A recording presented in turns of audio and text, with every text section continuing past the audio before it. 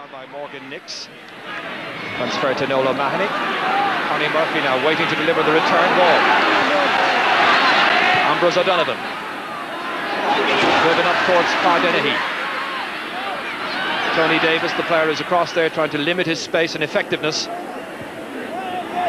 Nicely kicked in, off the top of the crossbar and his foot over the bar. That was a lovely point, and Ambrose O'Donovan, the one who scores it, a former Kerry All-Ireland winning captain. Slocum taking it up. Towards Larry Tompkins, trying to get a bit of latitude, and he's kicked it delightfully. Larry Tompkins has just kicked what is his 30th point in 6 championship matches against Kerry. That's the first this afternoon. Brilliantly taken in full flight by Morgan Nix. Clear to this swing, where Pat Spillane shows that at 34 years of age he's still got the legs to go and chase what occasionally turn out to be hopeless cases where the passes are concerned. That's John Cronin making his Kerry debut this afternoon.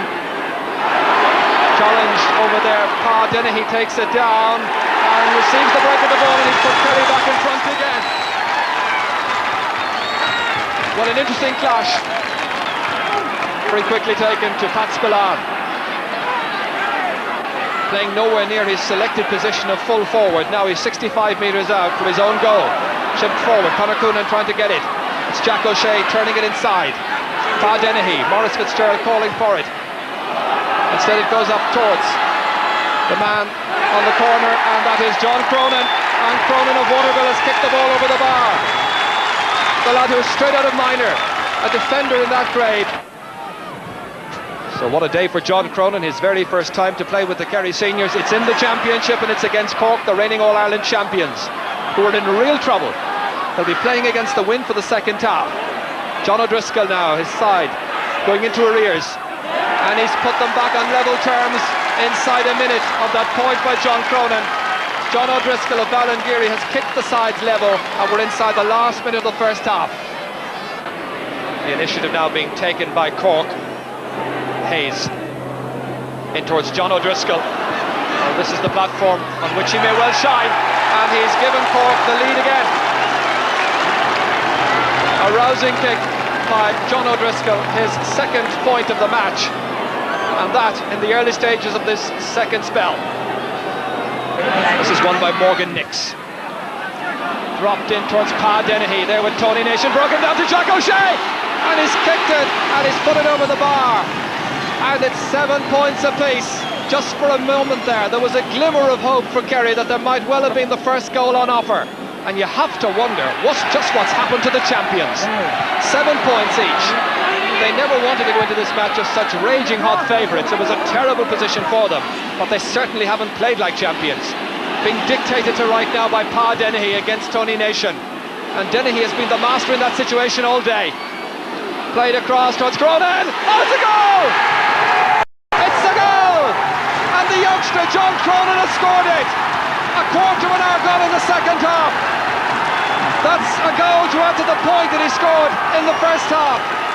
Straight out of the minors. Brilliantly played across by Dennehy. Cronin on hand, solidly struck, dispatched into the back of John Kearns' net. Kerry firmly in front. Slocum will take the free, just outside the 45-metre line. In towards Larry Tompkins. Held inside, however, by Paddy Hayes. Back out to Tompkins. There's a response from Larry Tompkins. A second point, they both come from play. So the position, in case you've joined us late, with Shea Fahy picking himself off the ground. We've got 11 minutes to go. It's Kerry the leaders, 1-8, the rank outsiders in the betting. Cork 10 points, 1 point the difference. Kerry, who've been giving way second best to Cork in the championship over the last 4 years, doing magnificently well this afternoon. Can they maintain the effort? Coffey towards Danny Cullity, nicely taken forward by Cullity. The shot looks to be well directed. The equaliser by the team captain from Newmarket, the American-born Danny Cullity. Fahy.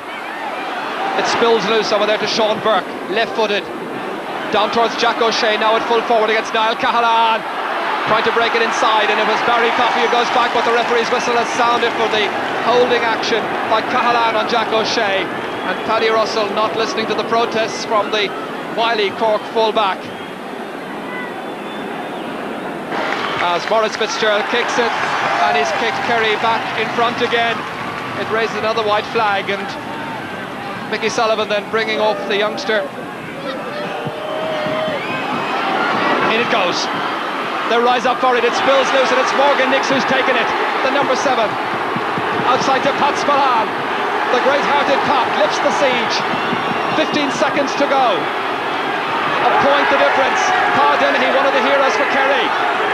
Well, they've learned their lesson well. They won the battle here in the league last December by 12 points to 10. It's just one between them now. In a county where they talk about religion and football in the same breath.